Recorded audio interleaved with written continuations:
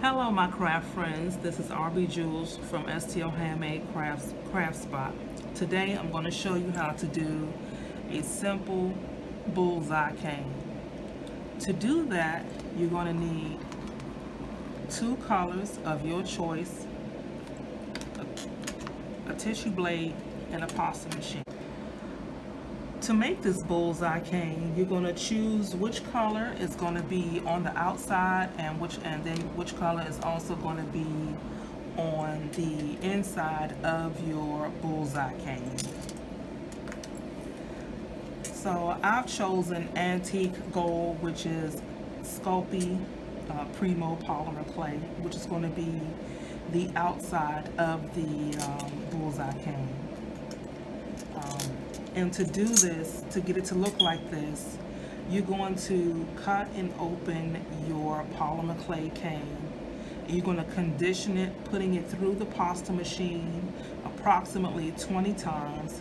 You can fold it over on itself into a 3 trifold and roll it out, and it can look like this, or you can roll it out and you can cut it and make it even, and then all you would have to do is just cut up your edges and straighten it out.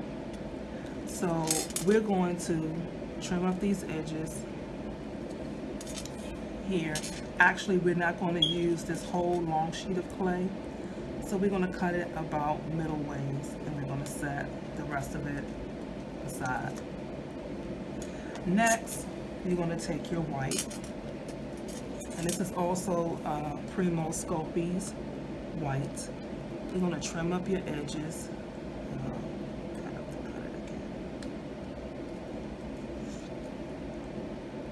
Okay. And to make this easier to trim it up and measure it, just lay one on top of the other like so. Okay, let me do it so you can see it from this point of view. And then you're going to cut it. And we're going to save these scrap pieces and these long pieces because I will show you exactly what to do with them in another video. So now that you have your two pieces together, you're going to set this aside because you're done with your tissue blade for a moment.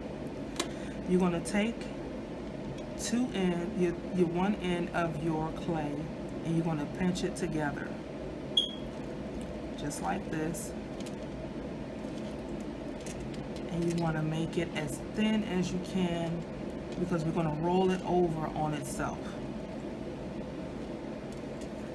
So you're going to take it and hold it down.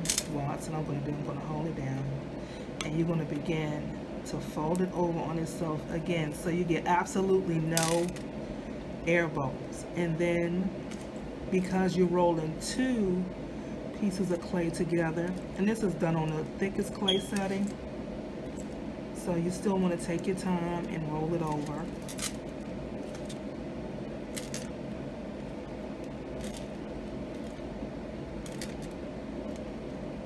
The thinner you roll your clay out, the smaller your bullseye design will be. The thicker it is that you roll it out, the more bold that your bullseye design will be. And you can push it in as you go. The clay is kind of firm because it's still kind of cold, and as you can see that it's coming together. So at this point you're going to turn it around like this, and you're going to take your tissue blade, you're going to hold it about at a 45-degree angle, push it down to your clay because we're going to make an edge, an angle, push it out, put that aside, and you see where you have like the little bevel edge, and it'll make it so much easier to roll it over on itself. And because you have two things of clay, you won't see the white at all, and that's one of the reasons why you would do the bevel edge. And then you take it and you're going to roll the bevel edge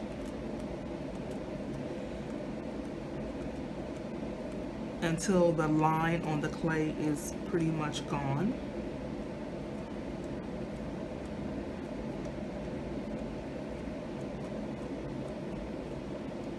don't over roll it because we don't really want to reduce it. We just want the line to be gone or smoothed out, because this is going to be a cane that you would use in other projects, or you could use it by itself. That way you would take it and you would continue to roll it until the line is completely gone, and you would actually be reducing it. So you're going to take your tissue blade and just cut down into it slightly so you can see it.